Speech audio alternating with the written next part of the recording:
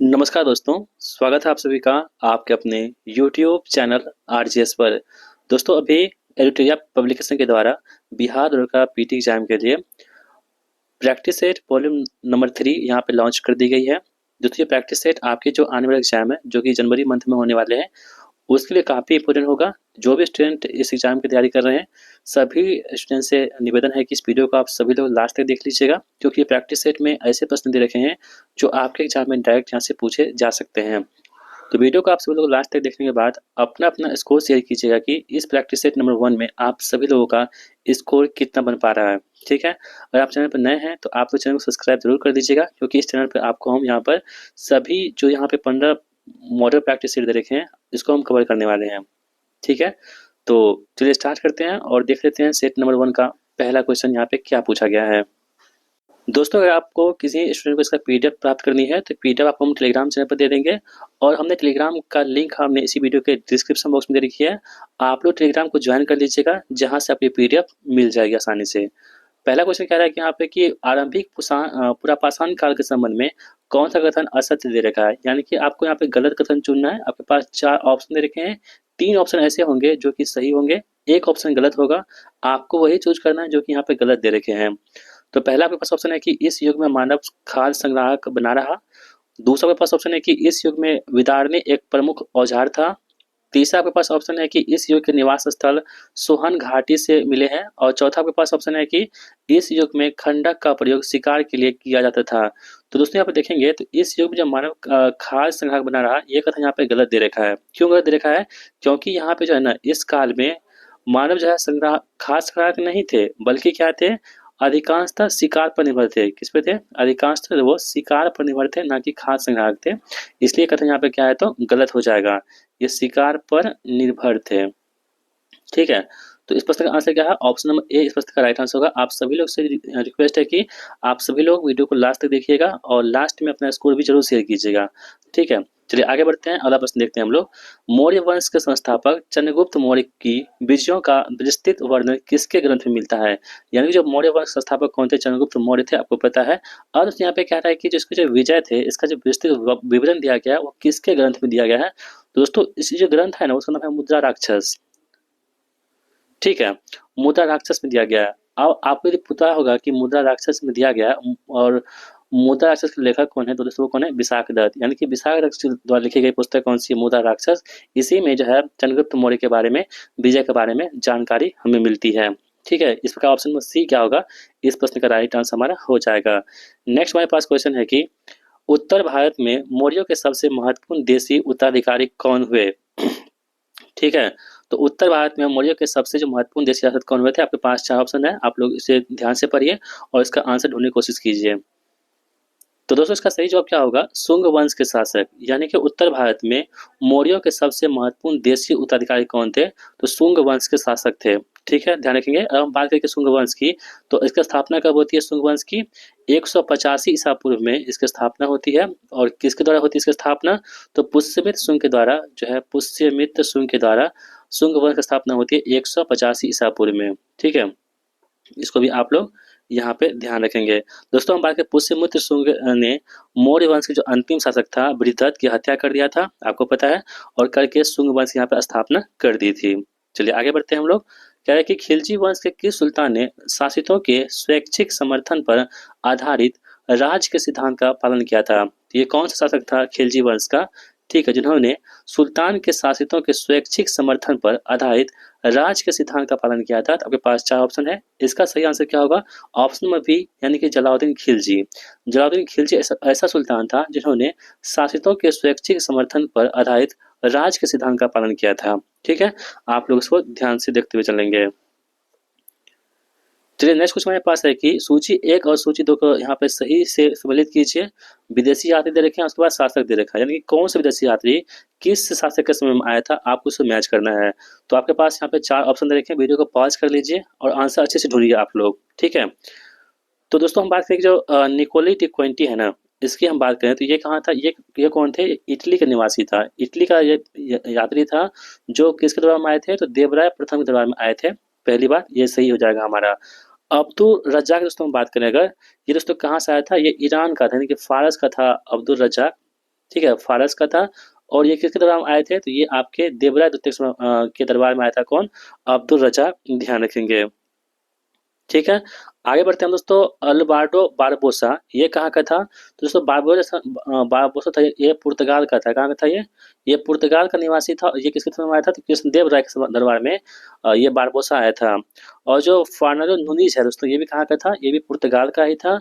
और ये किसके दरबार में आए थे? तो ये भी आए थे दरबार में आपको अच्युत देव राय के दरबार में आए थे। तो इस प्रकार आप देखेंगे तो 1 2 3 4 इस प्रश्न का आंसर होगा, जो ऑप्शन नंबर ए में इसका आंसर दे रखा है। ठीक है, चलिए बढ़ते हैं अगले प्रश्न की ओर। पांचवा प्रश्न देखते हैं हम, छठा प्रश्न देखते हैं हम लोग।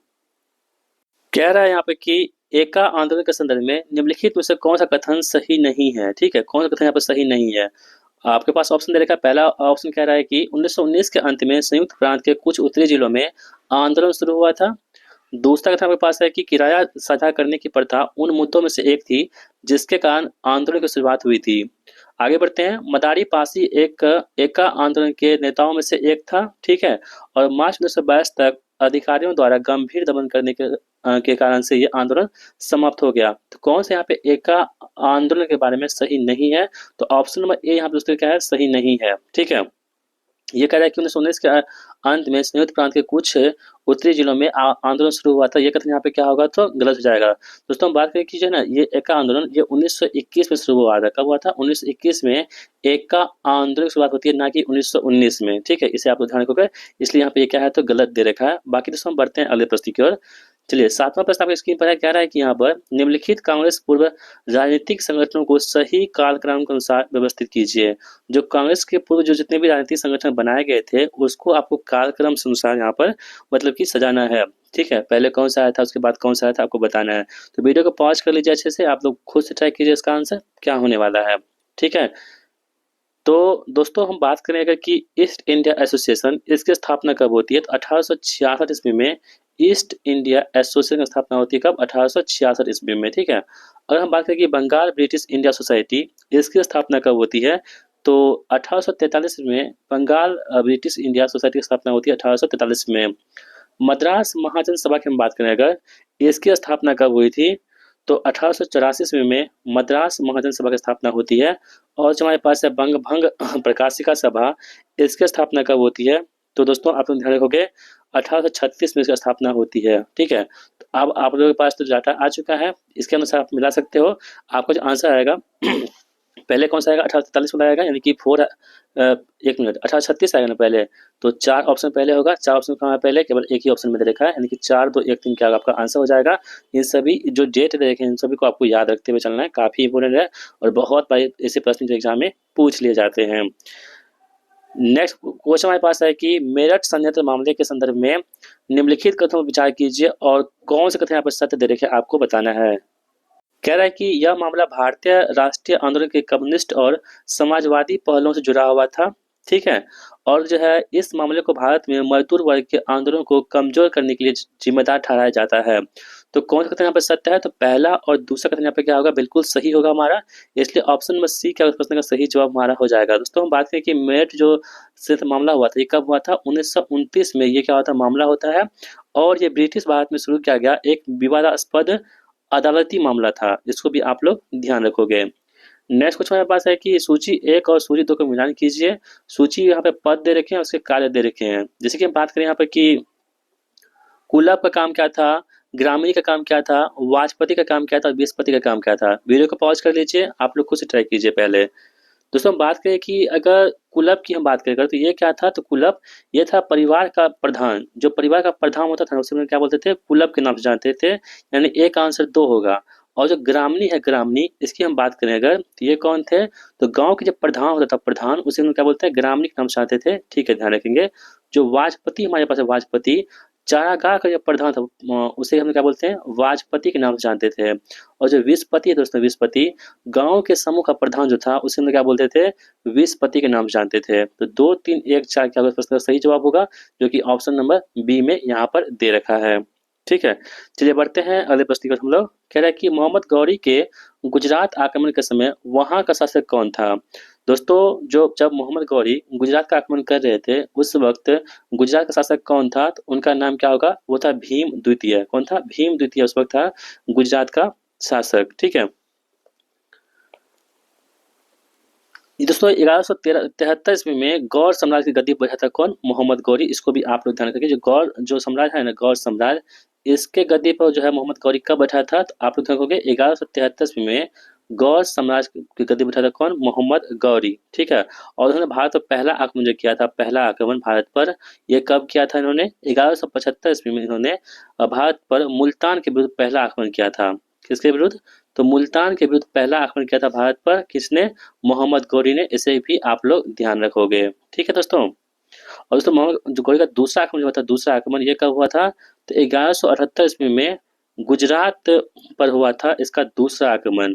पहला हुआ था 1175 में, कहाँ पे? मुल्तान के विरुद्ध हुआ था। और दूसरा आक्रमण 1178 ईस्वी में हुआ था, गुजरात के विरुद्ध हुआ था। और जहाँ के शासक कौन थे?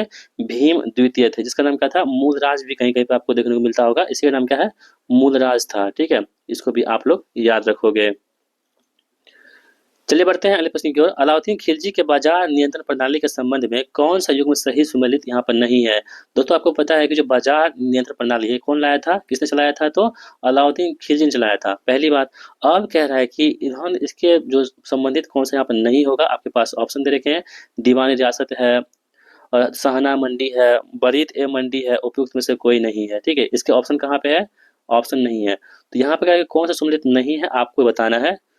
तो दोस्तों हम बात करें कि दीवान रियासत, इसका मतलब क्या था? जो बाजार नियंत्रण प्रणाली था वो दीवान रियासत के अंतर्गत होता था, बिल्कुल सही यहाँ पे दे रखा है। सहना मंडी में क्या होता था? बाजार अधीक्षक को क्या बोलते थे? सहना मंडी, ये भी कथन सही है। बरीद ए मंडी, बाजार निरीक्षक को बरीद ए, या देखिए अधीक्षक है, अधीक्षक की कौन? सहना ए मंडी। ठीक है। और जो बाजार निरीक्षक है ये बरीद ए मंडी, ये भी कथन सही है। तो गलत कौन सा है? इनमें से कोई नहीं, यानी सभी कथन यहाँ पे क्या होगा? तो बिल्कुल सही हमारा हो जाएगा। ठीक है। चलिए बढ़ते हैं अगले प्रश्न की ओर हम लोग।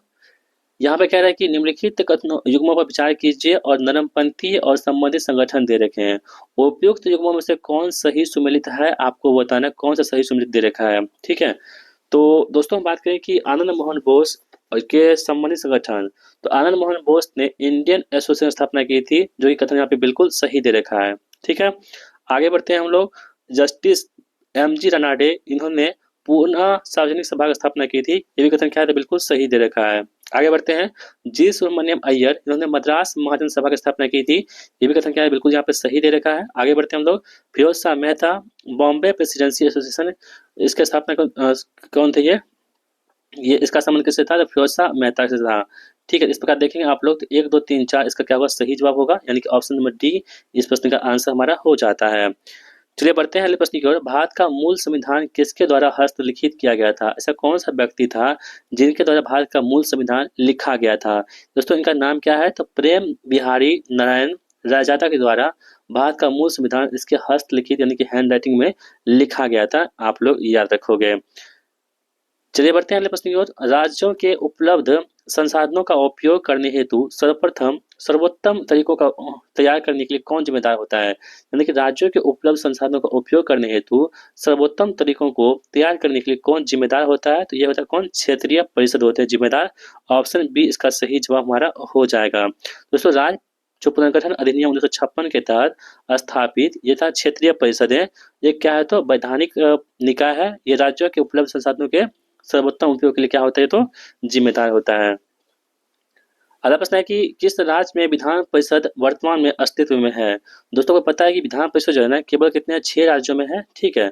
6 राज्यों में है, बाकी विधानसभा है सभी राज्यों में है। तो यहाँ पे जो 6 राज्यों में से कौन, यहाँ पे 4 ऑप्शन दे रखे हैं, कहाँ पे जो है अस्तित्व में है?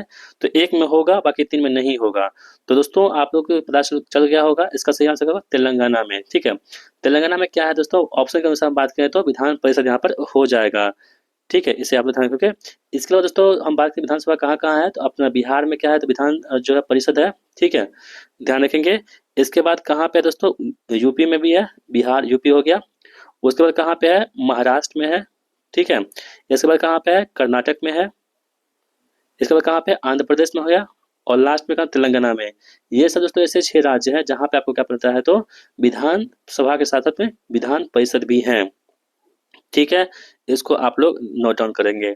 आगे बढ़ते हैं हम लोग। कह रहे हैं कि 1946 में बनी अंतरिम सरकार में रक्षा विभाग किसके पास था? जो अंतरिम सरकार बनी थी, इंटरिम गवर्नमेंट, इसमें जो था 1946 में बनी, रक्षा विभाग किसके पास था? तो आप लोग ध्यान रखोगे, रक्षा विभाग जो था वो बलदेव सिंह के पास था। ठीक है, रक्षा विभाग किसके पास था? बलदेव सिंह के पास रक्षा विभाग था। दोस्तों हम बात करें कि इसमें जो खाद्य एवं कृषि मंत्री कौन थे, तो खाद्य एवं कृषि मंत्री कौन थे? तो डॉक्टर राजेंद्र प्रसाद खाद्य एवं कृषि मंत्री थे। ठीक है, और जॉन मथाई कौन थे? तो आप लोग ध्यान रखोगे, उद्योग एवं आपूर्ति मंत्रालय किसके पास था? तो वो जॉन मथाई के पास था। उद्योग व आपूर्ति मंत्रालय जॉन मथाई के पास था। ठीक है, और जो श्रम मंत्रालय है वो किसके पास था? जगजीवन राम, बाबू जगजीवन राम के पास क्या था? तो श्रम मंत्रालय इनके पास था। ठीक है, इसे ध्यान रखेंगे। और जो इब्राहिम इस्माइल चुंदरी गाड़ी है, इसके पास क्या था? तो इसके पास व्यापार विभाग था। इन सभी को आपको ध्यान रखते हुए चलना है। बढ़ते हैं अगले प्रश्न की ओर। पंचायती राज व्यवस्था हेतु विकेंद्रीकरण प्रणाली को की सिफारिश किसके द्वारा की गई थी? तो पंचायती राज व्यवस्था हेतु जो विकेंद्रीकरण प्रणाली है, इसकी सिफारिश बलवंत राय मेहता समिति द्वारा की गई थी। ठीक है, इसे आप ध्यान रखोगे। और इस समिति ने 1957 ईस्वी में अपनी रिपोर्ट को यहाँ पे प्रस्तुत कर दी थी। किसने? बलवंत राय मेहता समिति ने। ध्यान रखेंगे, उन्होंने 3 स्तरीय जो है पंचायत की बातें कही थी बलवंत राय मेहता समिति ने। इसे भी आप लोग नोट डाउन करते हुए चलेंगे। ठीक है, और दोस्तों इन जो पहला था इसके पास, वो था कौन? पंचायत समिति। ठीक है, ये सभी एक्स्ट्रा फैक्ट आपको बता रहे हैं, आप लोग इसे समझेंगे। पंचायत समिति था पहला। दूसरा से हम बात करें, दूसरा जो इसका स्तर था वो कौन था? ग्राम पंचायत। ठीक है, ग्राम पंचायत था। और तीसरा की हम बात करें तो वो कौन सा था? जिला परिषद। ये तीनों जिसका था त्रिस्तरीय मॉडल किसने दिया था? बलवंत राय मेहता समिति जी ने दिया था। ठीक है, इसे आप लोग ध्यान में रखेंगे। चलिए बढ़ते हैं अगले प्रश्न की ओर। अगर आपको पूछे कि अशोक मेहता समिति इन्होंने द्विस्तरीय जो दिया था सिद्धांत, किसने दिया था? अशोक मेहता समिति ने। निम्नलिखित में से कौन सा संवैधानिक संशोधन शिक्षा का अधिकार प्रदान करता है? काफी इंपोर्टेंट प्रश्न है और बहुत सारे एग्जाम में प्रश्न पूछे गए हैं। तो संवैधानिक संशोधन कौन सा है जो शिक्षा का अधिकार प्राप्त करता है दोस्तों? तो वो कौन सा हमारे पास? 86वां संविधान संशोधन। ये कब हुआ था? 2002 ईस्वी में होता है। और इन्हीं के तहत हमें शिक्षा का क्या रहता है? अधिकार मिलता है। ठीक है, और दोस्तों इसमें क्या बात की गई है? तो 6 से लेकर के 14 वर्ष तक के बच्चों के लिए शिक्षा के अधिकार को मौलिक अधिकार बनाया गया है। इसे भी आप लोग ध्यान रखोगे। क्वेश्चन से पूछ सकता है कि किस संविधान संशोधन में जो है आपको शिक्षा का अधिकार है? तो 86वां संविधान संशोधन कब हुआ था? 2002 ईस्वी में हुआ था। इसमें 6 से 14 वर्ष तक के बच्चों को मौलिक अधिकार के तहत यहाँ पे शिक्षा का अधिकार दिया गया है। ठीक है, इसे ध्यान रखेंगे। और यह संशोधन भारत संविधान के भाग 3 में हुआ है। किसमें हुआ है? भाग 3 में हुआ है। दोस्तों आपको पता है कि भाग 3 में क्या है? तो मौलिक अधिकार है, जिसका मतलब 12 से 35 के बीच में इसका आर्टिकल आता है। ये कहाँ से लिया गया है? तो अमेरिका के संविधान से भारत संविधान में लिया गया है। और इसमें दोस्तों नया अनुच्छेद जोड़ा गया है, कौन सा? तो 21 का 1 यहाँ पे जोड़ा गया था। इसको भी आप लोग ध्यान में रखते हुए चलेंगे। ठीक है, और इसी के साथ में जो अनुच्छेद 51 के ए मौलिक कर्तव्य में भी एक नया खंड के को जोड़ दिया गया था। और इसी के साथ में जो वे अपने बच्चों को 6 से 14 वर्ष के लिए आयु तक शिक्षा को अवसर प्रदान करेंगे, ये बातें भी यहाँ पे कही गई थी। तो ऑप्शन ए यहाँ पे क्या होगा? इस प्रश्न का बिल्कुल सही जवाब हमारा हो जाता है। नेक्स्ट हमारे पास क्वेश्चन है कि 1965 में भारत पाक युद्ध के दौरान भारत के प्रधानमंत्री कौन थे? दोस्तों को पता है कि 1965 में क्या होता? भारत के पाकिस्तान के बीच में युद्ध हुआ था। ठीक है, उस वक्त जो है भारत के प्रधानमंत्री कौन थे? प्रधानमंत्री यहाँ पे बात हो रही है, तो उस वक्त कौन थे? लाल बहादुर शास्त्री जी उस वक्त भारत के क्या थे? प्रधानमंत्री थे। ठीक है, और हम बात करें कि जो लाल बहादुर शास्त्री जी है, इसका कार्यकाल कब से कब तक था? तो 1964 से लेकर के 1966 तक ये प्रधानमंत्री के पद पर बने हुए थे। और इसी के बीच में क्या होता है? तो भारत और पाकिस्तान की बीच में युद्ध होता है। ठीक है, और एक ताशकंद समझौता भी होता है। ताशकंद समझौता इसी के बीच में, इसी के समय में ताशकंद समझौता, ये भी आपको काफी इंपॉर्टेंट है, कई बार पूछे गए हैं। तो जो ताशकंद समझौता हुआ था, ये कब हुआ था ताशकंद समझौता? तो दोस्तों 10 जनवरी 1996 ईस्वी को क्या होता है यहाँ पर? सॉरी 66 10 जनवरी 1966 को ताशकंद समझौता होता है। ठीक है, ये पाकिस्तान के तत्कालीन राष्ट्रपति कौन था? मोहम्मद अयूब खान। ठीक है, पाकिस्तान की तरफ से कौन था? तो अयूब खान था, अयूब खान। जबकि भारत की तरफ से प्रधानमंत्री कौन थे? तो आप लोग ध्यान रखोगे, ये लाल बहादुर शास्त्री जी थे। ठीक है, ये भी ध्यान रखेंगे। ये ताशकंद समझौता था 1966 में। अब दोस्तों एक बात और ध्यान रखेंगे, जो लाल बहादुर शास्त्री है ना, इसका जो समाधि स्थल है, इसका नाम क्या है? तो विजय घाट है। कौन सा है? विजय घाट है। इनके समाधि स्थल का नाम क्या है? विजय घाट। ठीक है, चलिए बढ़ते हैं आगे प्रश्न की ओर। ये आपको पता है कि भारत के प्रथम प्रधानमंत्री कौन थे? जवाहरलाल नेहरू जी थे। और आयरन लेडी किसे बोलते हैं हम लोग? इंदिरा गांधी। भारत की प्रथम महिला प्रधानमंत्री इंदिरा गांधी जी थे। और भारत के प्रथम राष्ट्रपति कौन थे? डॉक्टर राजेंद्र प्रसाद जी थे। किस अधिनियम के को मॉन्टेग्यू चेम्सफोर्ड सुधार कहा जाता है? तो दोस्तों आपके पास 4 ऑप्शन दे रखे हैं, इसमें से किसको कहते हैं हम लोग? मॉन्टेग्यू चेम्सफोर्ड सुधार। तो भारत शासन अधिनियम 1919 को हम लोग क्या बोलते हैं? मॉन्टेग्यू चेम्सफोर्ड सुधार के नाम से जानते हैं। और इसे क्या बोलते हैं हम लोग? मार्ले मिंटो कहते हैं। जो 1909 का मतलब अधिनियम है, इसको हम लोग क्या बोलते हैं? मार्लो मिंटो अधिनियम के नाम से भी इसको हम लोग जानते हैं। इन सभी को आपको ध्यान में रखते हुए चलना है। ठीक है दोस्तों। और जो हमारे पास ये 1935 वाला है, इस ये क्या है दोस्तों? प्रांतीय स्वायत्तता और प्रांतों में जवाबदेह सरकार की स्थापना करना। ठीक, ये 1935 का मतलब कि सरकार अधिनियम में ये बातें कही गई थी। और इस अधिनियम के द्वारा जो है आपको द्वैत शासन का समाप्त कर दिया गया था। क्वेश्चन सबसे पहले, द्वैत शासन को समाप्त किसके द्वारा किया गया था? तो 1935 के अधिनियम द्वारा द्वैत शासन को यहाँ पर समाप्त कर दिया गया था। ठीक है, याद रखेंगे। आगे बढ़ते हैं। निम्नलिखित पर्वत श्रेणियों में से कौन गंगा के मैदान एवं दक्कन पठार को विभाजित करता है? ऐसा कौन सा पर्वत श्रेणी है जो कि गंगा के मैदान और साथ ही में दक्कन के पठार को विभाजित करता है? उसका नाम कौन सा है? विंध्याचल श्रेणी। ठीक है, विंध्याचल श्रेणी जो है ये दोस्तों हम बात करें तो ये गंगा के मैदान और दक्कन पठार को क्या करता है? यहाँ पे विभाजित करने का काम करता है। ठीक है, यह अत्यधिक पुरानी व घर्षित मोर्टार पर्वत श्रेणी यहाँ पर हो जाएंगी। चलिए बढ़ते हैं नेक्स्ट क्वेश्चन की हम लोग। निम्नलिखित नदियों में से कौन पूर्व की ओर प्रवाहित नहीं होती है? यहाँ पे आपके पास 4 ऑप्शन दे रखे हैं, इसमें से कौन सी नदी ऐसी है जो पूर्व की ओर प्रवाहित नहीं होती है? तो देखिए, कावेरी पूर्वी तरफ होती है, गोदावरी भी होती है। ठीक है, देखिए नर्मदा जो नर्मदा ये आपके क्या होती है? तो ये पूर्व की तरफ प्रवाहित नहीं होती है। अगर हम बात करें नर्मदा का, ये कहाँ से निकलती है नर्मदा नदी? तो ये दोस्तों अमरकंटक के पास निकलती है। कहाँ से? अमरकंटक की जो है से निकलती है कौन? नर्मदा नदी। ठीक है, तथा पश्चिम की ओर बहते हुए खंबात की खाड़ी अरब सागर में गिर जाती है। इसको भी आपको ध्यान रखना है। ऑप्शन बी क्या होगा इस प्रश्न का? बिल्कुल सही जवाब हमारा हो जाएगा। दोस्तों जो पूर्व की ओर बहने वाली कुछ नदियां हैं आपको बता दें, जैसे कि कावेरी हो गया, गोदावरी हो गया, कृष्णा हो गया। ठीक है, ये पूर्व की ओर है। कृष्णा हो गया, ठीक है, दामोदर हो गया, ये सब नदियां किसमें बहती है? तो पूर्व की ओर बहती है। अब कुछ पश्चिम को भी देख लेते हैं, पश्चिम क्यों छोड़ेंगे? तो पश्चिम आपका नर्मदा हो गया पश्चिम में। अगर हम बात करें गोदावरी का, तो गोदावरी क्या है? तो गोदावरी तो हम बात करेंगे तो ये है आपके दक्षिण भारत की सबसे बड़ी नदी। ठीक है, दक्षिण भारत की सबसे बड़ी नदी कौन सी है? वो गोदावरी हो जाएगी। दक्षिण भारत की सबसे बड़ी नदी कौन सी है? गोदावरी हो जाएगी। इसको भी आप लोग ध्यान रखोगे। चलिए बढ़ते हैं अगले प्रश्न की ओर हम लोग। चलिए बढ़ते हैं अगले प्रश्न की ओर। क्या है कि काली मिट्टी के लिए निम्नलिखित में से किस शब्दावली का भी प्रयोग नहीं होता है? तो काली मिट्टी के लिए निम्नलिखित में से किस शब्दावली का भी प्रयोग नहीं होता है? आपके पास ऑप्शन है। रेगू का उपयोग करते हैं हम लोग, काली कपासी मिट्टी भी कहते हैं काली मिट्टी को। तो बांगर जो है, बांगर हम लोग इसको नहीं कहते हैं। ठीक है, काली मिट्टी को बांगर हम लोग नहीं कहते हैं। देखिए काली मिट्टी की बात करें अगर, तो ये भारत में काली मिट्टी का निर्माण जो होता है वो ज्वालामुखी विस्फोट से निकले जो लावा होता है उसके जो ठंडा होता है ना, उपरांत में बेसाल्ट लावा के उपक्षय से हुआ है किसका? काली मिट्टी का निर्माण। यह मिट्टी कपास की फसल के लिए क्या होता है? बहुत उपयोग होता है। कौन सा? काली मिट्टी, ध्यान रखेंगे। और दोस्तों हम लोग रेगुर मिट्टी के नाम से भी जानते हो। कई बार प्रश्न पूछे गए हैं कि काली मिट्टी का अन्य नाम क्या है? तो रेगुर मिट्टी इसका हो जाएगा। इसका विस्तार कहाँ कहाँ पे है काली मिट्टी का? तो गुजरात में आपको देखने को मिलता है काली मिट्टी। ठीक है, महाराष्ट्र में मिलता है, कर्नाटक में मिलता है। ठीक है, इसके अलावा हम बात करें तो इन सभी राज्यों में आपको काली मिट्टी देखने को मिलती है। तो इसका आंसर क्या होगा? बांगर हो जाएगा। दोस्तों बांगर क्या होता है? तो पुरानी जो जलोढ़ मिट्टी होती है ना, पुरानी, उसको हम लोग क्या बोलते हैं? पुरानी जलोढ़ मिट्टी को हम लोग क्या बोलते हैं? बांगर के नाम से जानते हैं। और जो खादर होता है, खादर, वो नई जो जलोढ़ मिट्टी होती है, नई जलोढ़ मिट्टी, उसे हम लोग क्या बोलते हैं? खादर के नाम से जानते हैं। इन दोनों को भी आपको ध्यान रखते हुए चलना है। चलिए बढ़ते हैं अगले प्रश्न की ओर हम लोग। इसका आंसर क्या होगा? ऑप्शन नंबर बी हो जाएगा। चलिए बढ़ते हैं अगले प्रश्न की ओर। राष्ट्रीय पर्यावरण अभियांत्रिकी शोध संस्थान यानी कि नीरी की स्थापना कब की गई थी? काफी पुरानी नीरी। जितनी भी पर्यावरण संबंधित संस्थाएं होती है ना, वो आपके एग्जाम का पार्ट बनते ही बनते हैं। तो राष्ट्रीय जो पर्यावरण अभियांत्रिकी शोध संस्थान नीरी है, इसकी स्थापना कब होती है? 1958 में इसकी स्थापना होती है। ऑप्शन नंबर ए क्या होगा इस प्रश्न का? आंसर हमारा होगा।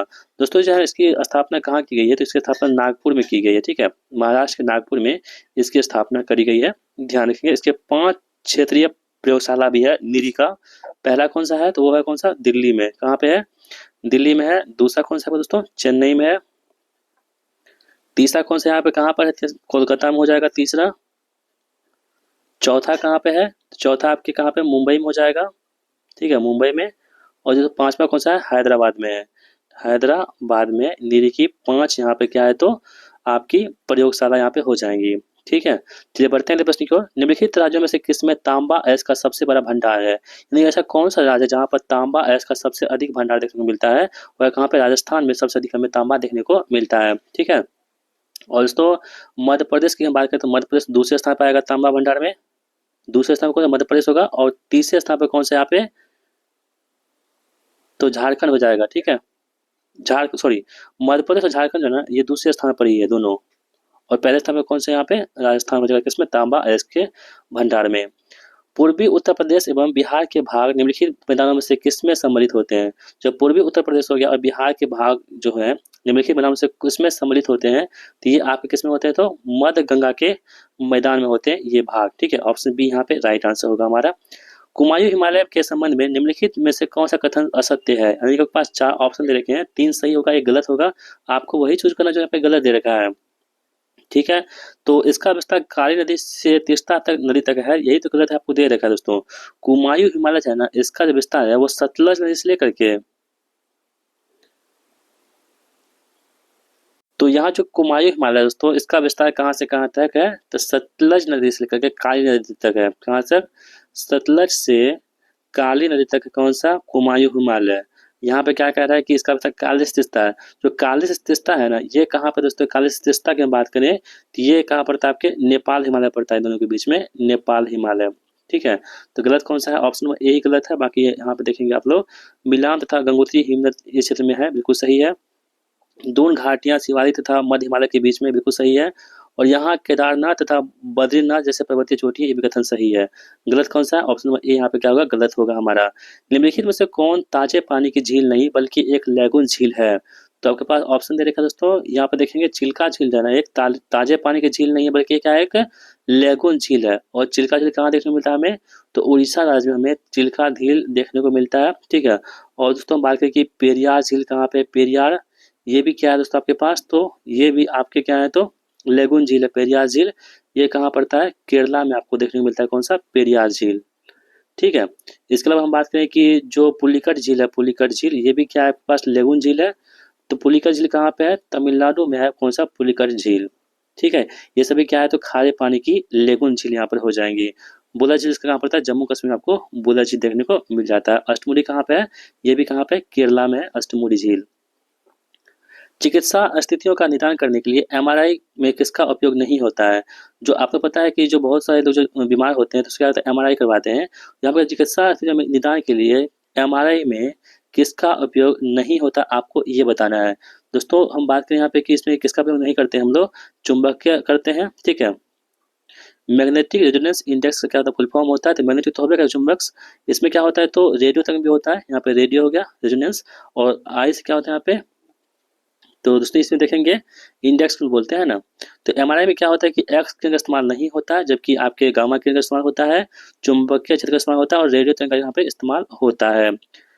नेक्स्ट क्वेश्चन हमारे पास है कि अल्फा कण के 2 धन आवेश होते हैं, इसका द्रव्यमान लगभग किसके बराबर होता है। तो अल्फा जो है दोस्तों, अल्फा कण हीलियम के एक परमाणु के नाभिक में क्या होता है यहाँ पर, तो यहाँ पे क्या होता है, तो 2 धन आवेश होते हैं, इसका द्रव्यमान लगभग किसके बराबर होता है, तो हीलियम के एक परमाणु के नाभिक के बराबर हो जाता है, किसका, अल्फा का। ठीक है, ऑप्शन बी यहाँ पे क्या होगा इस प्रश्न का राइट आंसर होगा। निम्नलिखित में से कौन सा कथन सही दे रखा आपके पास, तो नाभिकीय रिएक्टर में द्रव सोडियम शीतलक के रूप में प्रयोग करते हैं, ये कथन यहाँ पे क्या होगा, गलत यहाँ पे हो जाएगा। कैल्शियम कार्बोनेट दंत पेस्ट के लिए का अवयव होता है, बिल्कुल सही है। जो कैल्शियम कार्बोनेट होता है, जो हम लोग पेस्ट यूज करते हैं, इसमें क्या होता है, कैल्शियम कार्बोनेट होता है, इसलिए ऑप्शन बी यहाँ पे क्या होगा प्रश्न का राइट आंसर हमारा हो जाता है। नेक्स्ट हमारे पास है कि कह रहा है कि यहाँ पर देखेंगे मानव शरीर में पाए जाने वाला तत्वों का सही क्रम कौन सा होगा। ठीक है, तो मानव शरीर में पाए जाने वाले तत्व होते हैं उसका आपको सही क्रम बताना है, कौन सा तत्व होगा ज्यादा होगा, उससे कम कौन सा होगा आपको बताना है। ठीक है, तो दोस्तों हम देखेंगे यहाँ पर जो है सबसे अधिक क्या होता है मानव शरीर में, नाइट्रोजन होता है, उसके बाद क्या होता है, कैल्शियम होता है, उसके बाद क्या होता है, तो मैग्नीशियम होता है। ठीक है, तो इसको भी आप ध्यान रखोगे, मानव शरीर में पाया जाने वाला तो सही क्रम है नाइट्रोजन सबसे अधिक, उसके बाद कैल्शियम, उसके बाद मैग्नीशियम पाया जाता है मानव शरीर में। आगे बढ़ते हैं, इलेक्ट्रॉन के तरंग प्रकृति की खोज किसने की थी। जो इलेक्ट्रॉन की तरंग प्रकृति है इसकी खोज किसने करी थी, तो डी ब्रोगली ने यहाँ पर इलेक्ट्रॉन के तरंग प्रकृति की खोज की थी, किसने, डी ब्रोगली ने। चलिए बढ़ते हैं अगले प्रश्न पर। हम लोग कह रहा है कि यहाँ पर व्यावसायिक मोटरों के संदर्भ में निम्नलिखित में से कौन से कथन सत्य आपको दे रखे हैं यहाँ पर, तो इनमें विद्युत चुंबक का प्रयोग करते हैं हम लोग व्यावसायिक मोटर में, बिल्कुल सही है। इनमें कुंडली को गर्म लो क्रूड पर लपेटा जाता है, ये भी कथन सही है। इनकी शक्ति अधिक होती है, ये भी कथन सही है। यानी सभी क्या होगा, इसका प्रश्न का आंसर होगा किसके बारे में, व्यावसायिक मोटर के बारे में। क्षारीय धातु प्रबल अपचायक है, इसका क्या कारण होता है? देखिए जो क्षारीय धातु होती है क्या होता है, प्रबल अपचायक होता है। इसका जो प्रमुख कारण होता है, क्यों होता है, क्योंकि इसकी जो आयनन ऊर्जा होती है क्या होती है, वो निम्न होती है। ठीक है, इसलिए ऑप्शन नंबर ए यहाँ पे राइट आंसर हमारा होगा। निम्नलिखित सूत्रों को सम्मिलित कीजिए, यहाँ पे गुण दे रखे हैं और यहाँ पे उसके अधातु दे रखे हैं। ठीक है, आप वीडियो को पॉज कर लीजिए पहले, अब खुद से ट्राई कीजिए इसका आंसर क्या होने वाला है। तो यहाँ पे देखेंगे सबसे हल्का आध्यात्मिक तत्व कौन सा होता है, सबसे जो हल्का आध्यात्मिक तत्व होता है वो कौन सा, हाइड्रोजन होगा। कौन सा, हाइड्रोजन। यानी जो हाइड्रोजन होता है ना, सबसे क्या होता है, हल्का आध्यात्मिक तत्व यहाँ पे हो जाएगा। द्रव आध्यात्मिक तत्व की हम बात करें तो ये क्या होता है आपके पास, तो ब्रोमीन जो होता है वो द्रव होता है आध्यात्मिक तत्व। इसके बाद जो अधातु जिसमें चमक होती है वो कौन सा होता है आपके पास, तो आयोडीन में क्या होता है, यहाँ पे चमक होती है। और जो अधातु जो विद्युत की सबसे चालक होती है कौन सा हो, यहाँ पे ग्रेफाइट हो जाएगा।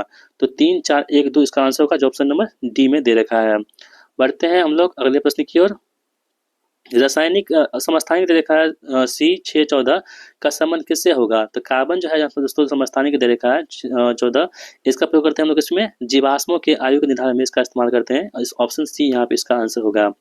किस आधार पर एक कोशिकीय होते हुए भी अमीबा को प्रोटिस्टा जगत का सदस्य जबकि राइजोबियम को मोनेरा जगत का सदस्य माना जाता है? तो क्यों करते हैं हम लोग ऐसा, तो क्योंकि केंद्रक की संरचना के आधार पर जो है यहाँ पर आधार पर एक कोशिकीय होते हुए भी अमीबा को हम लोग क्या बोलते हैं, प्रोटिस्टा जगत के अंतर्गत रखते हैं, जबकि राइजोबियम को मोनेरा जगत के सदस्य के तौर पर माना जाता है। इसलिए ऑप्शन सी यहाँ पे राइट आंसर होगा।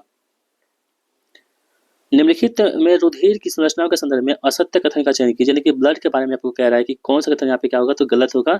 इसके बारे में, ब्लड के बारे में। रुधिर 2 घटकों से मिलकर बना होता है, प्लाज्मा 55% एवं कोशिकाएं 45%, जो कि यहाँ पे क्या है, तो कथन वो सही दे रखा है। ठीक है, रुधिर के लाल होने का कारण क्या होता है, आरबीसी में उपस्थित हीम लोहा युक्त प्रोटीन होती है, जिसकी वजह से क्या होता है, लाल का रंग क्या होता है, यहाँ पे ब्लड का रंग क्या होता है, लाल होता है। ये कथन सही है। आगे बढ़ते हैं। रुधिर में सर्वाधिक संख्या आरबीसी की पाई जाती है, जिनका जीवन काल 3 माह का होता है। नहीं दोस्तों, रुधिर में जो है ना सर्वाधिक मात्रा में क्या होता है, यहाँ पे आरबीसी पाई जाती है। इसकी औसत संख्या कितनी होती है, ये कितना दोस्तों, यहाँ पे 4.5 लेकर के 5 मिलियन जो है ना प्रति क्यूबिक इसमें क्या होता है, आरबीसी पाई जाती है। लेकिन इसका जो जीवन काल होता है ना, 4 माह या नहीं तो 120 दिन के करीब होता है, ना कि 3 माह होता है। ये बात यहाँ पर सही है कि आरबीसी सबसे अधिक पाई जाती है, यहाँ तक सही है, लेकिन इसका जीवन काल जो होता है वो 4 माह या 120 दिन होता है, इसलिए गलत हो जाएगा। तो गलत कौन सा है, ऑप्शन नंबर 3 वाला यहाँ पे क्या है, गलत है। बाकी और सभी यहाँ पे सही हो जाएंगे। जीवों के विकास के संदर्भ में निम्नलिखित में से कौन सा अनुक्रम सही है? ठीक है, तो ध्यान से देखेंगे, इसका सही आंसर होगा सैलामेंडर, अजगर और कंगारू। ऑप्शन नंबर सी क्या होगा, इसका आंसर होगा हमारा। मानव शरीर में श्वसन वर्णक कौन सा होता है, तो मानव शरीर में श्वसन वर्णक होता है कौन सा, हेमोग्लोबिन होता है। यहाँ पे मानव शरीर में श्वसन वर्णक के रूप में किसका इस्तेमाल करते हैं हम लोग, हेमोग्लोबिन का यूज होता है यहाँ पर। किसी सरल लोलक या कमानी से लटके हुए लिपिड पिंड के दोलन कहलाते हैं, उसे क्या बोलते हैं हम लोग, तो इसका सही आंसर होगा क्या, बाह्य कारक जो होते हैं वो दोलन को नियंत्रण बनाए रखता है। ऑप्शन बी यहाँ पे राइट आंसर होगा। आधुनिक आवर्त सारणी के वर्ग में ऊपर से नीचे जाने पर तत्वों की विद्युत ऋणात्मकता पर क्या प्रभाव पड़ता है? दोस्तों आधुनिक आवर्त सारणी की बात हो रही है, यहाँ पर जो वर्ग में ऊपर से नीचे जाएंगे तो इसमें जो तत्वों की जो विद्युत ऋणात्मकता होती है इस पर क्या प्रभाव पड़ेगा, तो ये क्या होगा, घट जाएगी। क्या होगी, घट जाएगी, ध्यान रखेंगे। और जो परमाणु का आकार होगा दोस्तों क्या होगा, ऊपर से जाने पर वो बढ़ जाएगा। यहाँ पे ध्यान रखेंगे, जो परमाणु का आकार होगा ना, परमाणु के आकार में क्या प्रभाव पड़ेगा, तो ये बढ़ जाता है। ऊपर से नीचे जब आएंगे तो परमाणु का आकार क्या होगा, वो बढ़ती है। ठीक है, और जो विद्युत धनात्मकता होती है वो क्या होती है, वो भी बढ़ती है। आयनन ऊर्जा की बात करें, आयनन ऊर्जा में क्या प्रभाव पड़ता है, तो आयनन ऊर्जा जो होती है, आयनन ऊर्जा ये भी दोस्तों क्या होता है, घटता है। क्या होता है, घटता है। और विद्युत धनात्मकता क्या होता है, घटता है। ठीक है, ध्यान रखेंगे। निम्नलिखित में से कौन सा पौधे में मौजूद सरल अस्थायी ऊतकों का एक समूह है, तो सरल अस्थायी ऊतक कौन सा होगा यहाँ पे, पेरेन्काइमा, कोलेन्काइमा और स्क्लेरेन्काइमा। ये सभी दोस्तों क्या होते हैं आपके, तो सरल ऊतक होते हैं, जबकि फ्लोएम और जाइलम और फ्लोएम क्या होते हैं, तो जाइलम और फ्लोएम दोस्तों ये क्या होता है आपके पास, ये दोनों आपके जटिल ऊतक होते हैं। इसको भी आप लोग ध्यान रखोगे। निम्नलिखित में से कौन सा विटामिन बी कॉम्प्लेक्स का सदस्य नहीं है, तो दोस्तों विटामिन बी का जो कॉम्प्लेक्स होता है इसमें थायमिन होता है। ठीक है, ध्यान रखेंगे। और राइबोफ्लेविन जो होता है विटामिन बी का ही होता है, फॉलिक एसिड में विटामिन बी होता है, जबकि विटामिन सी ये होता है कौन सा, स्कार्बिक एसिड, इसलिए सी का हो गया, बाकी ये सभी क्या होते हैं विटामिन बी का ही होता है। तो कौन से यहाँ पे विटामिन बी का कॉम्प्लेक्स नहीं है, तो केवल 4 नहीं है, बाकी तीनों यहाँ पे क्या होगा इसका हो जाएगा। ठीक है, जो बी कॉम्प्लेक्स होते हैं क्या होते हैं दोस्तों, आपको पता है कि ये पानी में घुलनशील होते हैं। ठीक है, आपको ध्यान रखना होगा। और जो थायमिन होता है दोस्तों, थायमिन ये क्या होता है, विटामिन बी वन को हम लोग क्या बोलते हैं, थायमिन का नाम जानते हैं। और जो हमारे पास राइबोफ्लेविन होता है ना, ये क्या होता है विटामिन बी टू को हम लोग क्या बोलते हैं, राइबोफ्लेविन के नाम से जानते हैं।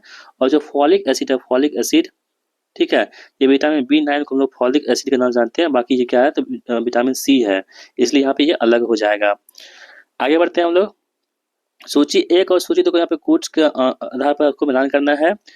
राइबोसोम की खोज किसने किया था, तो आपको पता है दोस्तों कि राइबोसोम की खोज किसने किया था, तो पैलेट ने यहाँ पर राइबोसोम की खोज किया था, यानी एक का आंसर 3 होगा। एक का आंसर 3 कहाँ है, ये आंसर हमारा नहीं होगा। माइटोकॉन्ड्रिया की खोज किसने किया था, तो आपको पता है दोस्तों माइटोकॉन्ड्रिया की खोज किसने किया था, रिचर्ड अल्टमैन ने यहाँ पर माइटोकॉन्ड्रिया की खोज किया था। 3 का आंसर 4 होगा। तो 3 4 कहाँ पे है, 3 4 कहाँ पे है, 3 4 इसमें नहीं है, इसमें ऑप्शन नंबर सी इसका होगा। इस प्रश्न का आंसर हमारा हो जाएगा। बाकी और पढ़ लेते हैं हम लोग। केंद्रिका की खोज किसने किया, केंद्रिका की खोज, तो यहाँ पे जो फोल्टाना ने केंद्रिका की खोज किया था, ऑप्शन नंबर ए इसका सही जवाब होगा। और कोशिका सिद्धांत का जो यहाँ पे खोज किसने किया था, तो स्लाइडर एवं स्वान ने बताया था कोशिका सिद्धांत के बारे में। तो 3 4 1 2 इस प्रश्न का आंसर हमारा हो जाएगा। निम्नलिखित युग्मों पर विचार कीजिए, उपयुक्त युग्मों में से कितने युग्म यहाँ पे सही सम्मिलित है, आपको यह बताना है। ठीक है, तो दोस्तों जो खसरा रोग है, खसरा रोग परामोक्सी वायरस दे रखा, मोबिली वायरस, पीत ज्वर ऑर्थोमिक्सो वायरस, हर्पीज रोग अर्बो वायरस दे रखा है। ठीक है, तो पिरोमोक्सो वायरस है ना, पिरोमोक्सो वायरस की हम बात करें यहाँ पर, देखिए जो खसरा रोग है ना, पिरामिक्सी वायरस, ये बिल्कुल सही दे रखा है, ये क्या है बिल्कुल सही है।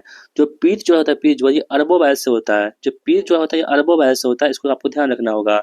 और जो ऑर्थो मिक्सो वायरस का क्या होता है, ऑर्थो मिक्सो वायरस से, ये इससे क्या होता है, तो श्वसन संबंधी तंत्र रोग होता है। श्वसन तंत्र संबंधी जो रोग होता है ना, ये किससे होता है, आपके श्वसन तंत्र संबंधी रोग, ये किससे होता है आपके पास, ऑर्थोमिक्सो वायरस से होता है, ध्यान रखेंगे। बाकी पीर चॉइस क्या होता है से, यानी कि दोनों गलत है आपके पास, और सही कौन सा है, केवल एक यहाँ पे सही है, जो कि पहला वाला यहाँ पे सही दे रखा है। निम्नलिखित में से कौन सा कथन यहाँ पे गलत दे रखा, आपको बताना है। रासायनिक प्रकाशहीन क्रिया में कार्बोहाइड्रेट का निर्माण होता है। ठीक है, ये कथन क्या है, बिल्कुल सही दे रखा है।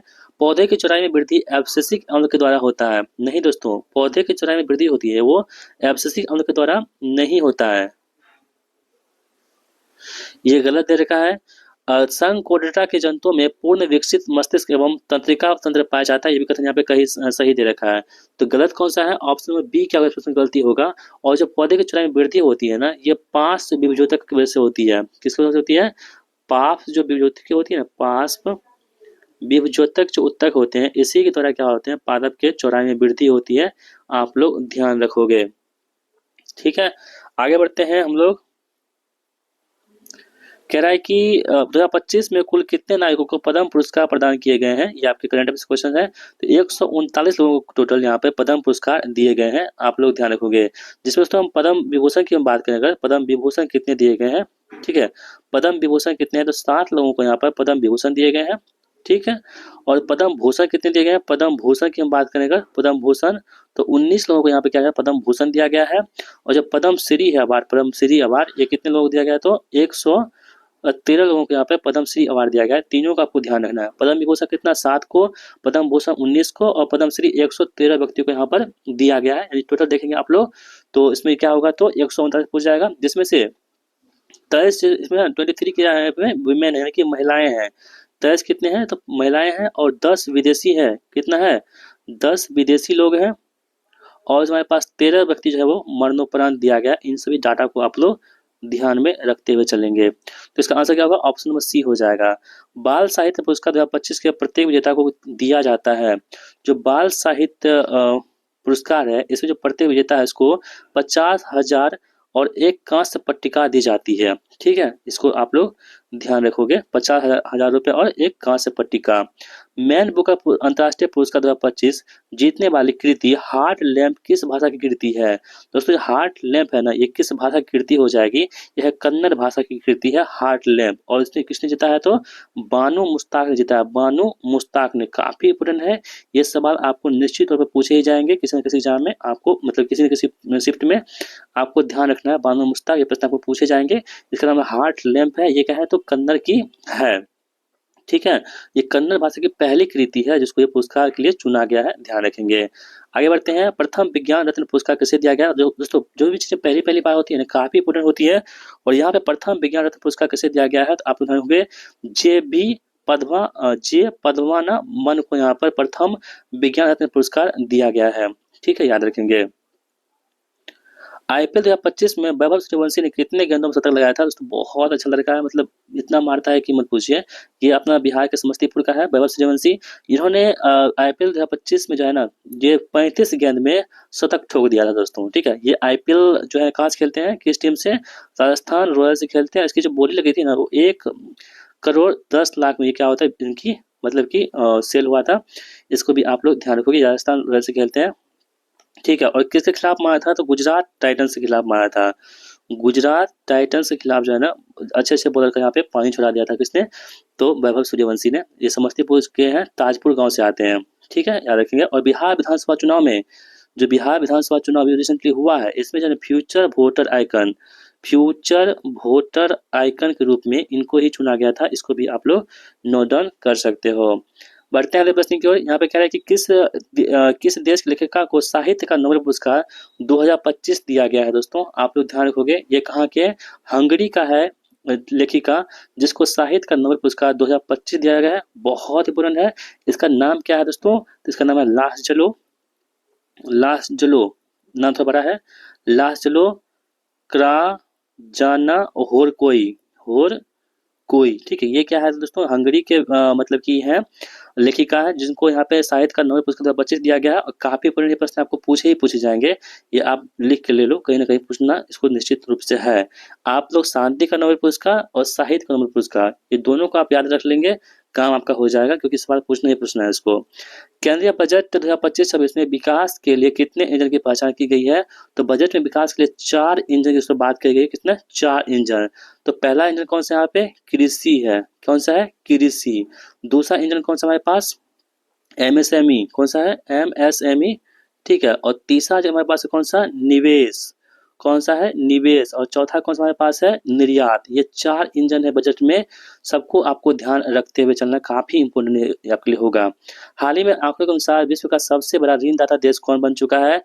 तो यहाँ पर देखें, जर्मनी जो है, अभी हाल ही में आंकड़ा है जिसके अनुसार जो है, मतलब जापान को पीछे छोड़कर जर्मनी विश्व का सबसे बड़ा ऋणदाता देश बन चुका है। आप लोग याद रखोगे। किस भारतीय शहर को वेटलैंड सिटी का दर्जा मिला है?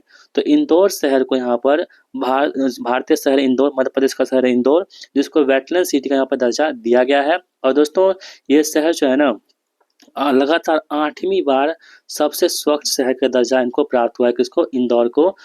ठीक है, याद रखेंगे। और रामसर कन्वेंशन के तहत इंदौर तथा उदयपुर, इंदौर प्लस में उदयपुर, इन दोनों को दोस्तों किस में शामिल किया गया है? तो वेटलैंड सिटी में शामिल किया गया। ध्यान रखेंगे, ये दोनों से भारत के पहले वेटलैंड सिटी बने हैं। कौन? इंदौर और उदयपुर। इंदौर कहाँ का है? एमपी का है। और उदयपुर कहाँ का है? तो महारो राजस्थान का है। चलिए बढ़ते हैं प्रश्न को। कौन सा देश एशियन विकास बैंक का 69वां सदस्य देश बना है? दोस्तों एशियन विकास बैंक यानी कि एडीबी, ठीक है, एशियन डेवलपमेंट बैंक कहते हैं। इसका स्थापना कब होती है?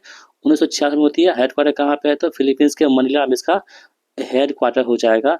69वां सदस्य कौन बन चुका है इसका? तो आप लोग ध्यान रखोगे, इजराइल बन चुका है इसका 69वां सदस्य देश। किसका? तो एशियन विकास बैंक का। ठीक है, इसको आप लोग ध्यान रखेंगे। इसके वर्तमान अध्यक्ष कौन है? तो मसाता कांडो क्या है? तो इसके वर्तमान में एडीबी के अध्यक्ष हो जाएंगे। इसको भी आपको ध्यान रखना है। चलिए आगे बढ़ते हैं हम लोग। कह रहा है कि केंद्रीय बजट 25-26 की घोषणा अनुसार मखाना बोर्ड की स्थापना कहाँ किया जाना है? दोस्तों कहाँ किया जाना है? दोस्तों पूर्णिया में किया जाना है, बिहार में किया जाना है। ठीक है, जब इसकी घोषणा हुई बजट में, तो ये इसका जगह डिसाइड नहीं होता कहाँ पे बनेगा, लेकिन दोस्तों यहाँ पे डिसाइड हो चुका है अब कहाँ पे बनेगा। तो बिहार के पूर्णिया जिला में मखाना बोर्ड के यहाँ पे स्थापना करी जाएगी। आप लोग याद रखोगे। और दोस्तों आपको पता है कि क्या पता है आपको, मधुबनी इसका जो है 20% करता है कौन, मखाना का अकेले उत्पादन। और सबसे अधिक पूरे भारत में बात करें तो 85 से लेकर के 90% तक जो है ना मखाना वो पूरे भारत में कहाँ से निकलता है, तो बिहार से निकलता है। और बिहार में कहाँ, मधुबनी में सबसे अधिक मिलता है, आपको याद रखना होगा। चलिए बढ़ते हैं अगले प्रश्न की ओर। हम लोग कह रहा है कि 97वां ऑस्कर अवार्ड 2025 ऑस्कर में सर्वश्रेष्ठ फिल्म का पुरस्कार किसे दिया गया। ऑस्कर दोस्तों प्रश्न पूछना ही पूछना है उसको, अवार्ड अगर पूछा जाए ऑस्कर ना पूछे ऐसा हो ही नहीं सकता। बाफ्टा अवार्ड, ठीक है, बाफ्टा अवार्ड, बाफ्टा कैसे लिख दिए, BAFTA, BAFTA award, Oscar award, ठीक है। उसके बाद जो 71वां राष्ट्रीय फिल्म पुरस्कार है, ये सबको देख देख कर ही जाना है, सवाल पूछे ही जाएंगे। 97वां ऑस्कर अवार्ड में सर्वश्रेष्ठ फिल्म का पुरस्कार किसे दिया गया है, तो अनोरा को दिया गया। किसको, अनोरा को दिया गया है, याद रखेंगे आप लोग, ठीक है। और जो सबसे फिल्म है और सबसे अभिनेता की बात करें तो हम लोग, वो कौन सा है, एड्रियन ब्रॉडी के लिए, एड्रियन ब्रॉडी को दिया गया है द ब्रूटलिस्ट के लिए। सबसे जो हम अभिनेता की बात करते हैं, एक्टर कौन सा है, सबसे एक्टर, बेस्ट एक्टर, उसका नाम क्या है, एड्रियन ब्रॉडी, एड्रियन ब्रॉडी, ठीक है। कौन फिल्म के लिए दिया गया है, तो द ब्रूटलिस्ट के लिए दिया गया है, याद रखनी होगी। और सबसे जो मतलब क्या है वो अभिनेत्री की हम बात करें ना, एक्ट्रेस कौन सी, बेस्ट एक्ट्रेस, उनका नाम कौन सा है, तो मेडिसिन कीज है। क्या है दोस्तों, मेडिसिन, मेडिसिन नाम है इसका, ये अनोरा के लिए दिया गया है इसको, इनको भी आपको ध्यान रखना है। बढ़ते हैं अगले प्रश्न की ओर। हम लोग कह रहा है कि यहाँ पर जनवरी 2025 में पद्म विभूषण पुरस्कार से सम्मानित श्रीमती शारदा सिन्हा को अन्य कौन से पुरस्कार से सम्मानित किया जा चुका है। दोस्तों शारदा सिन्हा जी कौन थी, तो अपने बिहार की कोकिला कहते हैं हम लोग। इसे पद्म विभूषण पुरस्कार मिल चुका है कब, 2025 में मरणोपरांत मिला है। इससे पहले कौन कौन पुरस्कार को मिल चुका था, तो पद्म भूषण मिल चुका था, पद्मश्री भी मिल चुका है, और संगीत नाटक अकादमी पुरस्कार, ये सभी पुरस्कार जो है इनको मिल चुका है। और आपसे पूछा जाए कि इनको जो है आपको पद्म भूषण कब मिला था, तो दोस्तों जो है ना 1991, एक मिनट, पद्मश्री की बात कर लेते पहले। 1991 ईस्वी में यहाँ पे पद्मश्री मिला था इनको, 1991 ईस्वी में, ठीक है। और जो 2000 ईस्वी में संगीत नाटक अकादमी पुरस्कार मिला था कब, 2000 ईस्वी में। और पद्म भूषण कब मिला था, पद्म भूषण तो 2025 में से पद्म विभूषण पुरस्कार दिया गया, पद्म भूषण 2025 में, याद रखेंगे। चलिए आगे बढ़ते हैं।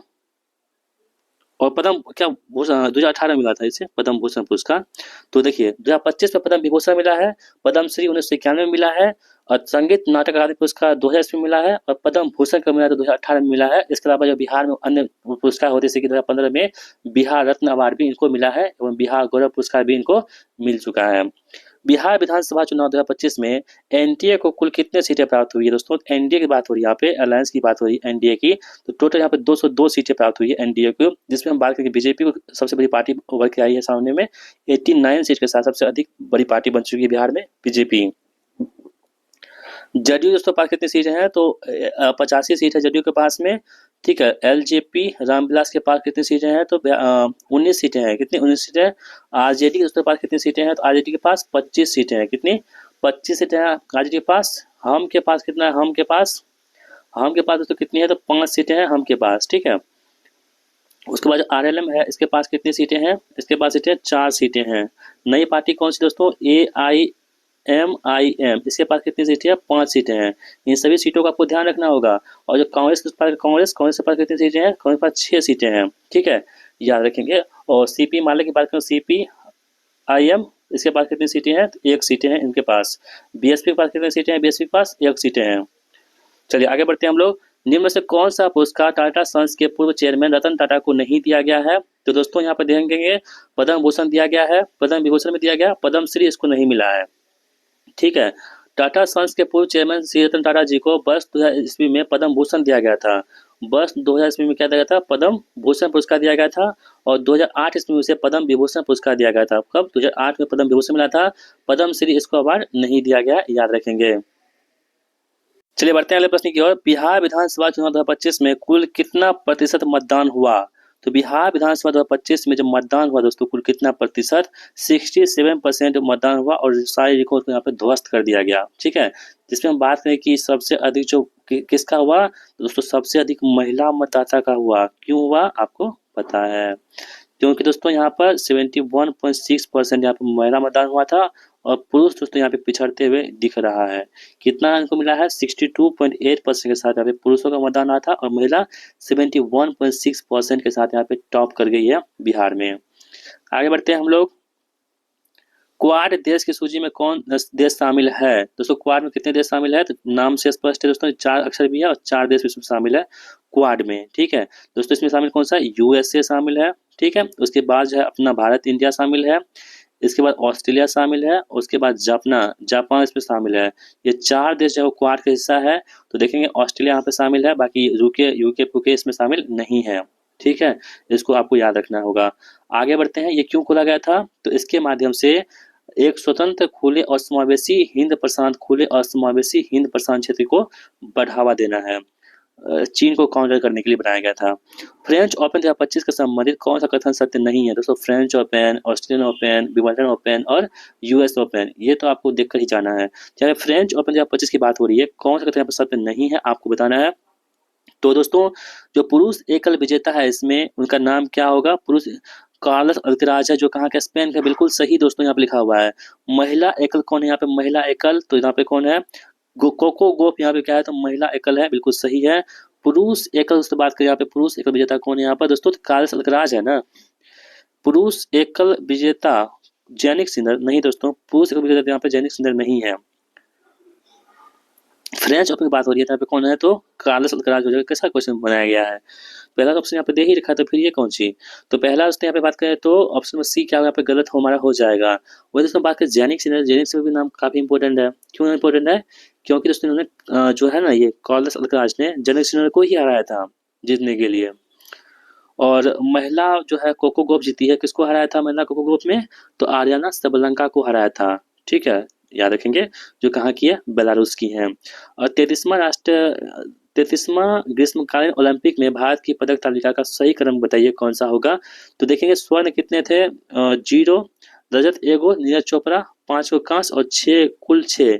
रैंक कितना है? 71 रैंक के साथ भारत यहाँ पर आया था। किसमें? 33वां ग्रीष्मकालीन ओलंपिक में। दोस्तों ये कहाँ पर हुआ था 33वां ग्रीष्मकालीन ओलंपिक? ये फ्रांस के पेरिस में हुआ था। कहाँ पे? फ्रांस के पेरिस में, जिसमें भारत ने कोई भी स्वर्ण पदक यहाँ पे नहीं जीता था। एकमात्र सिंगल सिल्वर, वो भी कौन? नीरज चोपड़ा भाला फेंक में जीते के आए थे। 2025 का रेमन मैग्सेसे पुरस्कार किसे प्रदान किया गया है? तो 2025 जो रेमन मैग्सेसे पुरस्कार है, ये प्रदान किसे किया गया है? तो एजुकेट गर्ल्स संस्थान भारत, शाहिना अली मालदीव और जो फ्लाविनो एल विलानस्वा फिलीपींस, इन सभी को यहाँ पे 2025 का रेमन मैग्सेसे पुरस्कार दिया गया है। निम्नलिखित में से किन वस्तुओं की निर्देशित कीमत पर आर्थिक सहायता सब्सिडी प्राप्त नहीं है? किस पे प्राप्त नहीं है? तो डीएपी पे है, एलपीजी पे है, मिट्टी का तेल पर, जबकि एटीएफ पे यहाँ पे जो है सब्सिडी प्राप्त नहीं होती है। आप लोग याद रखोगे। आगे बढ़ते हैं। निम्नलिखित में से कौन सा सही नहीं है जबकि अर्थव्यवस्था में ब्याज की दर में वृद्धि होती है? तो यहाँ पर देखेंगे पूंजी पर वापसी में वृद्धि, ये सही नहीं है। बाकी सभी यहाँ पे क्या होगा? सही होगा। आप लोग वीडियो को पॉज करके पढ़ सकते हो। देश का ऋण स्तर एफडीआई से कैसे प्रभावित होता है? तो देश का ऋण होता है ना, एफडीआई होता है। एफडीआई जो विदेशों से पैसा आता है भारत में, उसे बोलते हैं एफडीआई। तो एफडीआई से कैसे प्रभावित होता है? तो आप लोग ध्यान रखोगे, गिरावट आती है। क्या आती है? इसमें गिरावट आती है, इसलिए क्या होता है? इससे प्रभावित होती है। आगे बढ़ते हैं। निम्नलिखित में से किसकी सबसे कम सार्वभौमिकरण की संभावना है? किसकी सबसे कम सार्वभौमिकरण की संभावना है? किसकी है? श्रम शक्ति का चयन का है, पूंजीगत कार्यों की स्थापना का है, निवेश का साधन जुटाना का है, या ढांचागत सुविधाओं का बढ़ाना का है? तो ये दोस्तों बात करेंगे हम लोग पूंजीगत कार्यों की स्थापना से, हो जाएगा ऑप्शन बी। निम्नलिखित में से कौन सा विश्व व्यापार में गैर सीमा शुल्क अवरोध नहीं है? कौन से यहाँ पे नहीं है? आयात शुल्क की दर का एक रूपता से निर्धारण, बाकी अन्य सब यहाँ पे हो जाएगा। नोबेल पुरस्कार प्राप्त करने वाली प्रथम भारतीय महिला कौन है दोस्तों? तो भारतीय महिला कौन है?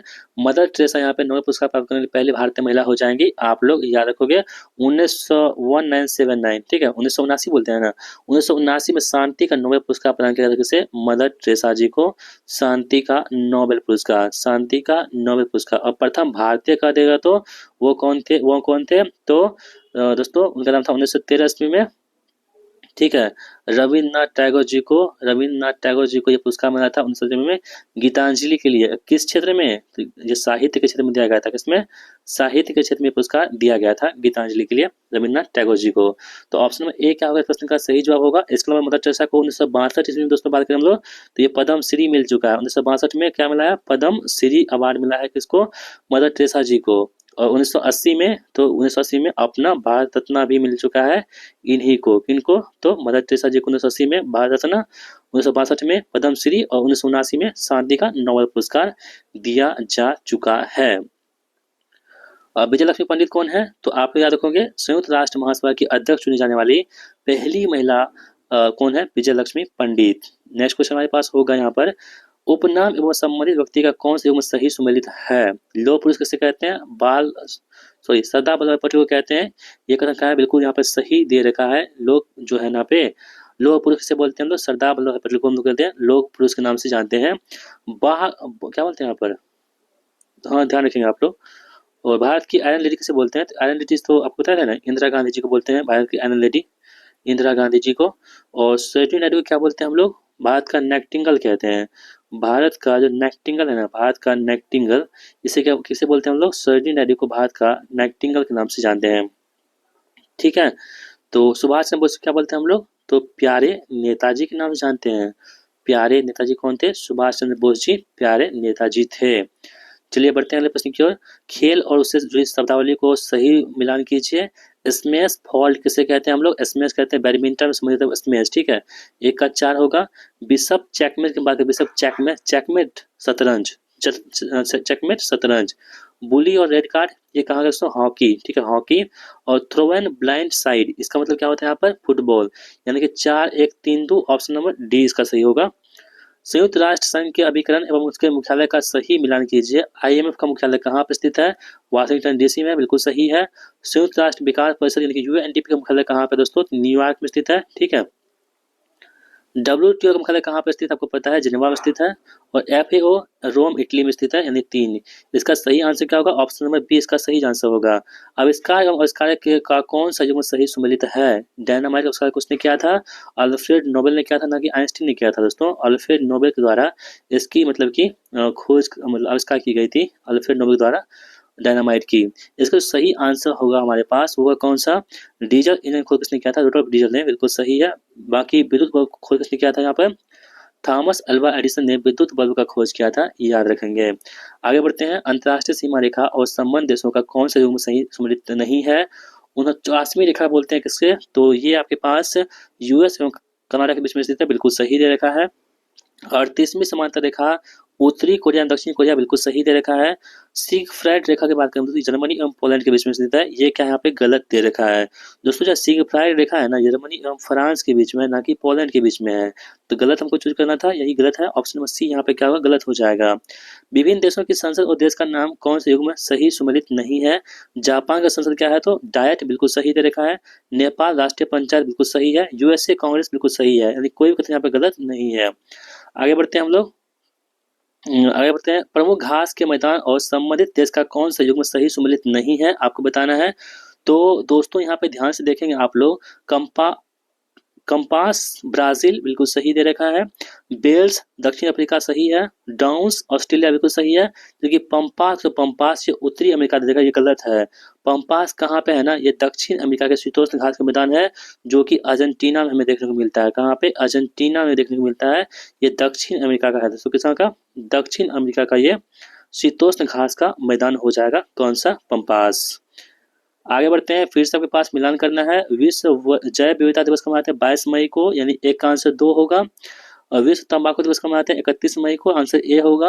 राष्ट्रीय विज्ञान दिवस मनाते हैं 28 फरवरी को, आंसर 4 होगा। जनसंख्या दिवस मनाते हैं 11 जुलाई को, आंसर 3 होगा। तो आप लोग मैच कर लीजिए, इसका आंसर ऑप्शन डी होगा। प्रमुख व्यक्ति और उसके संबंधित स्थान का कौन सा युग में सही सुमेलित नहीं है? आनंद भवन, जवाहरलाल नेहरू, ठीक है, बिल्कुल सही दे रखा है। सेवाग्राम, महात्मा गांधी, सही है। शांति निकेतन, जवाहरलाल नेहरू होता है दोस्तों, ठीक है, ना कि यहाँ पे गौतम बुद्ध होता है। शांति निकेतन, ये सॉरी शांति निकेतन ना रविन्द्रनाथ टैगोर होगा ना, अच्छा हम क्या बोल दिए, रविन्द्रनाथ टैगोर जी, ठीक है। शांति निकेतन रविन्द्रनाथ टैगोर संबंधित है, ठीक है। और पवना विनोबा भावे बिल्कुल सही है। तो गलत कौन सा है? ऑप्शन नंबर सी गलत है। सॉरी, हम वहाँ पे क्या बोल रहे थे उसको याद नहीं रखना है। अभी जब बोले रविन्द्रनाथ टैगोर, उसको याद रखना है।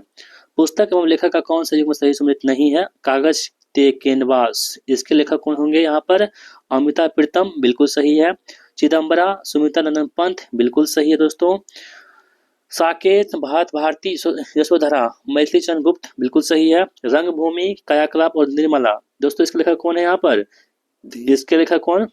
तो प्रेमचंद्र महाराज है, ना कि रविन्द्रनाथ टैगोर जी है। यह है प्रेमचंद्र। रंगभूमि हो गया, कायाकलाप हो गया, निर्मला हो गया, गोदान हो गया, गबन हो गया, इसमें क्या है? प्रेमचंद साहब है। ठीक है। और रविन्द्रनाथ टैगोर कौन है? गीतांजलि हो गया, चंडालिका हो गया, इसमें किसके हैं? रविन्द्रनाथ टैगोर जी का है। वाद्य यंत्र एवं उसके वादक का कौन सा युग्म सही सम्मिलित नहीं है? पंडित रविशंकर। सितार वादक बिल्कुल सही है। बिस्मिल्लाह खां शहनाई वादक बिल्कुल सही है दोस्तों। अजमत अली खां का संबंध किससे है? ये तबला से नहीं है, इसका संबंध किससे है? सरोद वादक है। ये कौन है? सरोद वादक है अमजद अली खां। हरि प्रसाद चौरसिया बांसुरी वादक, बिल्कुल सही है। गलत कौन सा है? ऑप्शन नंबर सी गलत है दोस्तों। जबकि हम बात करें तबला, तबला कौन बजाते थे? तबला जाकिर हुसैन जी बजाते थे तबला। ठीक है। जाकिर हुसैन से संबंधित कौन सा तबला वादक थे? जाकिर हुसैन। ठीक है। इसके अलावा अल्लाह रखा खां, ये भी क्या थे? अल्लाह रखा खां, ये भी तबला वादक थे। अल्लाह रखा खां तबला वादक। निम्नलिखित भिन्नों को उनके मान के अनुसार घटते क्रम में लिखिए। मैथ का सवाल है, वीडियो को पॉज कर लीजिए, आप लोग बना लीजिए। इसका आंसर ऑप्शन नंबर डी हो जाएगा। सॉरी डी नहीं, यहाँ पर है डी, ये हो जाएगा। वीडियो को फिर से पॉज कर लीजिए, इसका आंसर जो आपके पास तो ऑप्शन नंबर बी हो जाएगा। एक मैथ का सवाल है, आप लोग वीडियो को पॉज कर लीजिए, अच्छे से बना लीजिए। इसका आंसर ऑप्शन नंबर डी 7 दिन हो जाएगा। नेक्स्ट क्वेश्चन हमारे पास है, एक मैथ्स का सवाल है, फिर से वीडियो को पॉज कीजिए, बनाइए। इसका आंसर ऑप्शन सी हो जाएगा। पानी का कंटेनर है, इसका आंसर ऑप्शन नंबर सी होगा 80 लीटर। एक फिर से क्वेश्चन दे रखा आपके पास, इसका आंसर होगा option number D 9600 centimetre square. ये एलसीएम दे रखा है, इसका आंसर 2145 हो जाएगा। ठीक है। और एक्स का वैल्यू इतना दे रखा है, आपको पास इतना वैल्यू निकालना है। इसका आंसर क्या होगा? ऑप्शन नंबर सी हो जाएगा। ठीक है। ये 94 का आंसर आपके पास कितना होगा बताना है आपको? 6 सेकंड, 6 सेकंड इसका आंसर हो जाएगा। ठीक है। अब देखिए 95 की बात करें हम लोग, 8.5% हो जाएगा। वस्तु शब्द का बहुवचन शब्द चुनिए, क्या होगा? तो वस्तु का वस्तुएं हो जाएगा। निम्नलिखित में से कोई इस विकल्प में विलोम शब्द सम्मिलित नहीं है। तो उन्मुख का सन्मुख ये सही सम्मिलित नहीं है। ठीक है। बाकी उन्नति का अवनति सही है, इति का अर्थ सही है, आविर्भाव का परिभाव सही है। उन्मुख का सम्मुख क्या यहाँ पे सही नहीं दे रखा है। ठीक है। ये क्या है? तो समानार्थी शब्द हो गया। उन्मुख का सम्मुख का विलोम क्या होता है? विमुख होता है। इन दोनों का, ये तो दोनों एक ही शब्द है, इसका उल्टा क्या होगा? विमुख हो जाएगा। नेक्स्ट हमारे पास है कि उच्चारण स्थान के दृष्टि से हिंदी के ओ और आ स्वर हैं। कैसा स्वर है? कंठीय स्वर है। करेक्ट स्पेल्ड वर्ड चूज करना है आपको। इसका आंसर क्या होगा? ऑप्शन नंबर डी इंक्रीमेंट, इसका सही हो जाएगा। प्रोसिक्यूट का हिंदी परिभाषित शब्द क्या होता है? ये होता है अभियोग चलाना, प्रोसिक्यूट। ऑप्शन बी यहाँ होगा इस प्रश्न का आंसर। तो इस प्रकार दोस्तों हमने आपको सेट नंबर 1 को यहाँ पे कवर कर दिया है। और उम्मीद करते हैं वीडियो आप सभी को बहुत ही अच्छा लगा होगा। इससे आपको बहुत कुछ सीखने को मिला होगा। बाकी दोस्तों ये वीडियो में आपको, इस वीडियो पर आप क्या सोचते हो, अपनी राय हमें कमेंट बॉक्स में जरूर लिखिएगा। और यदि आपको पूरे बुक को अच्छे से कवर करना है तो नेक्स्ट वीडियो के लिए आप चैनल को सब्सक्राइब भी कर लीजिएगा। ठीक है। आपका स्कोर कितना बना है, आप सभी लोग अपना अपना स्कोर जो है जरूर शेयर कीजिएगा। हम देखना चाहते हैं कि आपका स्कोर इसमें आउट ऑफ 100 में कितना बन पा रहा है आप सभी का स्कोर। ठीक है। तो आप लोग चैनल पर नए हैं तो लाइक जरूर कीजिए वीडियो को। बहुत मेहनत से वीडियो बनाया है आपके लिए, तो चैनल को लाइक कर दीजिए, वीडियो को लाइक कर दीजिएगा और चैनल को सब्सक्राइब करके वीडियो को अपने दोस्तों में भी शेयर कर दीजिएगा। मिलते हैं नेक्स्ट वीडियो में, तब तक के लिए जय Hind. Thank you so much watching my video.